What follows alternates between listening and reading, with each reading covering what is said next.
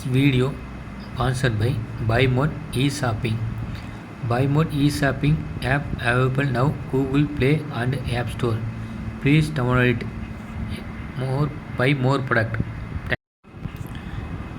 நம்ம நாட்டு இந்திய பிரதமர் மோடி அவர்கள் ஜோ பைடன் முன்னாள் அமெரிக்க அதிபர் மனைவிக்கு நம்ம இந்திய நாட்டு மதிப்பில் 17 லட்சத்துக்குண்டான மதிப்பான நகை பிரசன்ட் பண்ணியிருக்கார்.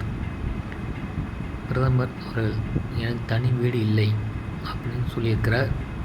அதுக்கு நம் அரவிந்த் கெஜ்ரிவால் அவர்கள் நீங்கள் இந்திய அரசால் எவ்வளோ யூஸ் பண்ணிகிட்ருக்கிறீங்க பணத்தை அப்படின்னு கணக்கு சொல்லியிருக்கிறார்.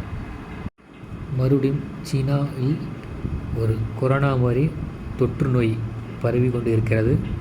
அது இன்னும் இந்தியா லெவல் வரவில்லை, வெளிநாட்டுக்கும் பரவாமல் இருக்கிறது. அதை பார்த்து அச்சம் பயப்பட தேவையில்லை, கட்டுக்குள் இருக்குன்னு சொல்லியிருக்காங்க சீனாவில். ஆனால் காய்ச்சல் பரவிக்கிட்டு இருக்குது. திமுக எம்பி காட்பாடியில் வீட்டில் இந்த எம்பி யார் நமக்கு தெரியும், நம்ம துறைமுகன் அவரோட சன். அவர் வீட்டில் இப்போது இடி ரைட் நடந்துகிட்ருக்கு. அந்த சமயத்தில் துறைமுகன் ஸ்டாலின் முதலமைச்சரை சந்தித்து பேசியிருக்கிறாரு. என்ன பேசினாங்க அப்படின்னு தெரியல. பேசி முடிச்சுட்டு துறைமுகன் சொல்லுவார்னு நினைக்கிறோம். இடி ரைட் பற்றி பேசியிருப்பாங்கன்னு நினைக்கிறேன்.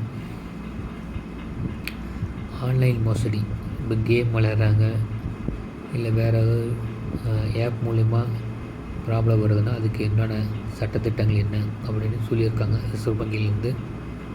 அதை பார்த்து பயனடைய வேண்டும். குஷ்பு உள்ளிட்ட பாஜகவினர் கைது. அண்ணா பல்கலைக்கழகத்தில் ஒரு பெண்ணை ரேப் பண்ணியிருக்காங்க. அதுக்குண்டான தக்க நடவடிக்கை எடுக்கலை தமிழ்நாடு அரசு. அதை நடவடிக்கை எடுக்க வேண்டும் என்று போராடுறாங்க. 44,042 கோடி என்ன ஆனது அப்படின்னு கேட்டிருக்காங்க. 500 அரசு பள்ளி மேம்பாட்டுக்கு மத்திய அரசு கொடுத்துருக்காங்க.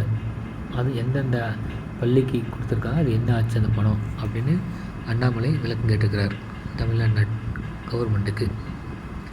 சீனாவில் இவருக்கு இவரை பற்றி தகவல் கொடுத்தாலே 85 கோடி இந்தியா மதிப்பில் கிடைக்கும். அவ்வளோ ஃபேமஸ் ஆகிட்டார்.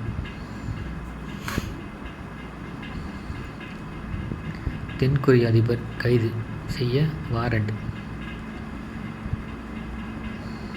அந்த நாட்டு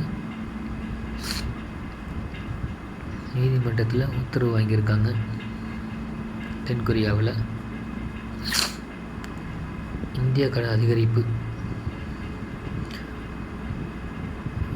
இந்தியாவின் வெளிநாட்டு கடன் 60 லட்சம் கோடியாக உயர்ந்துள்ளதாக ஒன்றிய நிதியமைச்சகம் தகவல். ஜனவரி மாதம் பிறந்தாலே ஜல்லிக்கட்டு தான் தமிழ்நாட்டு மக்களுக்கு மெயின்.